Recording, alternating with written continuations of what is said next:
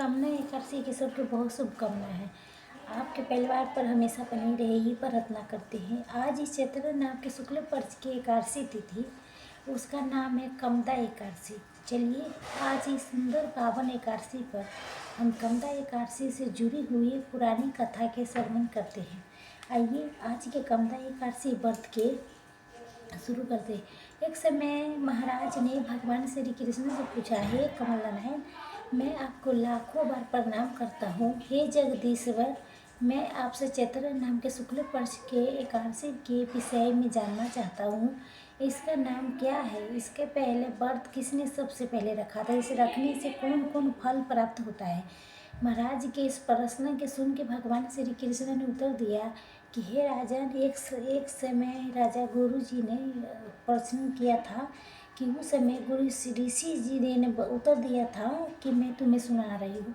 ध्यान से सुनिए। राजा दिलीप ने एक समय गुरु से पूछा, हे गुरुदेव, चैत्र मास के शुक्ल पक्ष के एकादशी के नाम क्या है? और कौन देवता की पूजा पाठ होती है? उसका नियम क्या है? कृपा मुझे सब बताएं।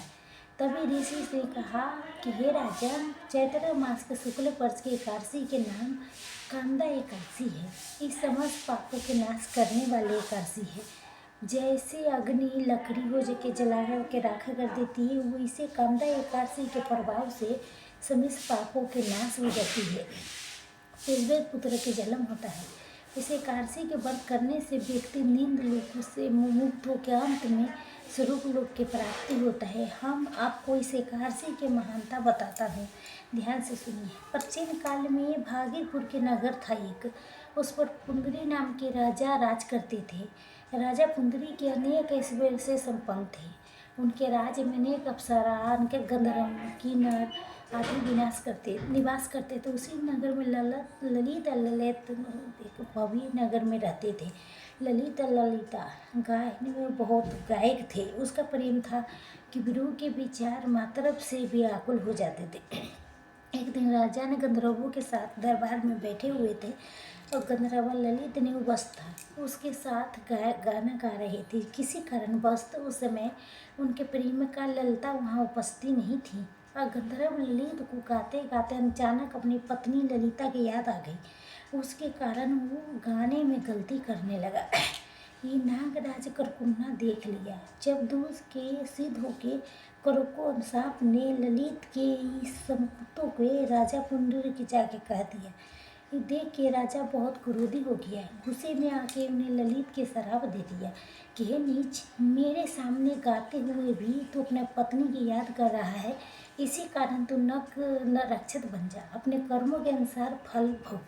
इसी क्षण यहाँ से चल जाए। राजा के द्वारा इस प्रकार शराब मिलते ही उसी क्षण ललित गंधर्व एक भयानक राक्षस में परिवर्तित हो जाता है। उसका चेहरा भयानक हो गया, उसके आंखों सूर्य चंद्र की तरह चमकने लगा। उनके मुख से आग के लपटें निकलने लगा। उसके नाक पहाड़ की गुफा जैसे बड़ी हो गई। उसके गर्दन पर्वत जैसे दिखाई देने लगा। उसके भुजाएं 2 ओजन लंबी हो गई।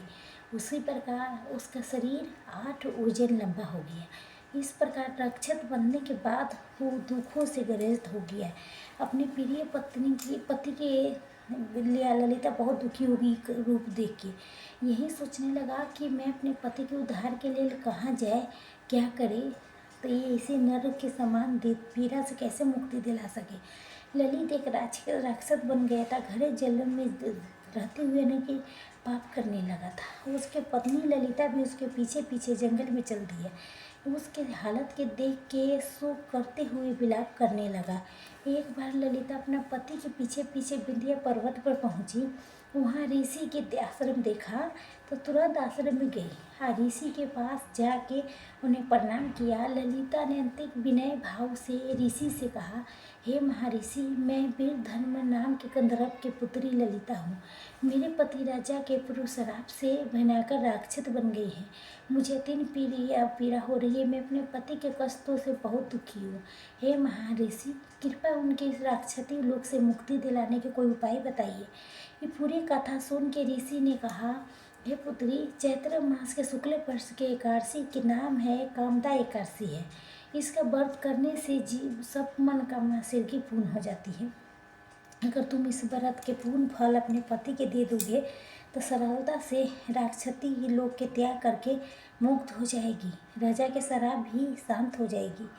ऋषि के बात सुन के ललिता ने श्रद्धापूर्वक आने वाले कामदा एकादशी के व्रत के पालन करने लगी।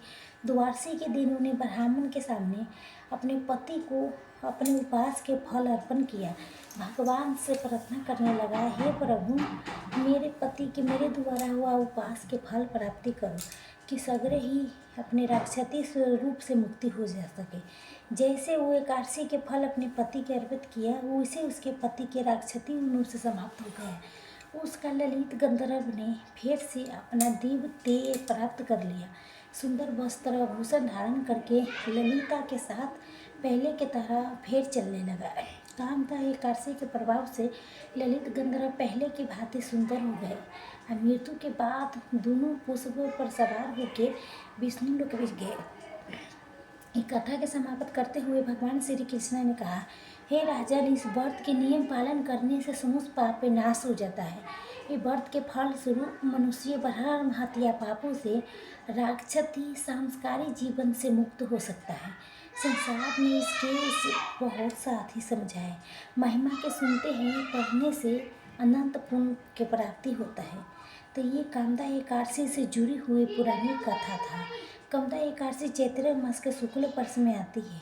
एकादशी के दिन अधिक से अधिक हरे कृष्ण मंत्र के जाप करना चाहिए। इसी दिन अपना मन को, चित्त को, अपने चेतना को अधिक से अधिक भगवान श्री कृष्ण के रखना चाहिए। अधिक से अधिक हरे कृष्ण मंत्र पढ़ना चाहिए। हरे कृष्ण कृष्ण कृष्ण हरे हरे, हरे राम राम राम हरे हरे। ये महामंत्र के उच्चारण करने से आपका एकादशी के व्रत पूर्ण माना जाता है। एकादशी के दिन उपवास के पालन किया जाता है। इसमें किसी प्रकार के अन्न से बने हुए किसी भोजन पदार्थ नहीं सेवन किया करता है। अन्न में आता है गेहूँ, दाल, चावल, फलिया आदि। इनसे बने हुए खाद्य पदार्थ ज़्यादा बच सकता है तो एकादशी के दिन फल, दूध, सूखा मेवा, एकादशी प्रसाद भी लिया जाता है।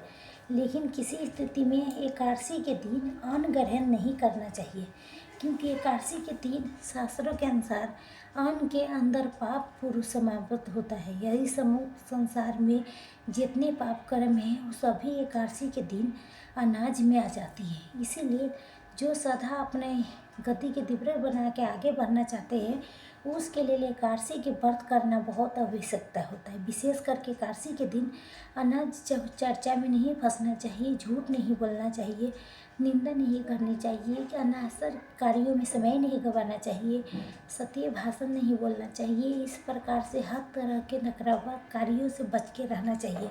अपनी चेतना के अधिक से अधिक भगवान श्री कृष्ण के समृद्ध रखना चाहिए।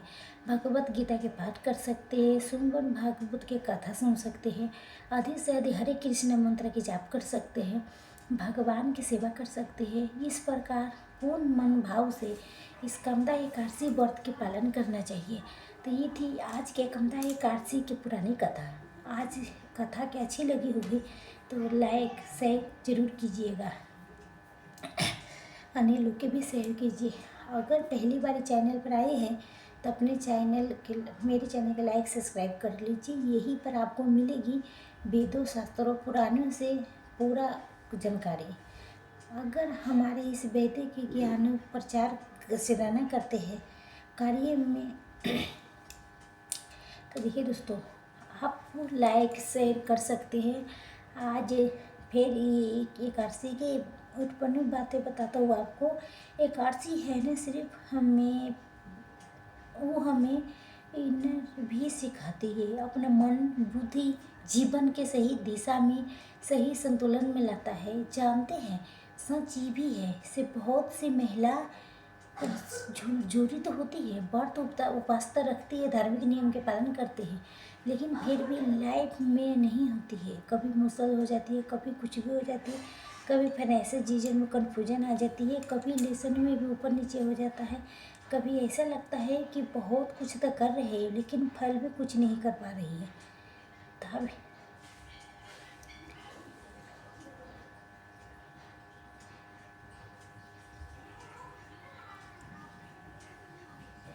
भक्त पुलाद करने तू देवी, दग्गरंती देवी माँ माया। ओहो शुक्ल पक्ष में होती पुत्रदायिनी, मानंद करे रे। ओम जय काशी माता, जय काशी, जय काशी, जय काशी माता।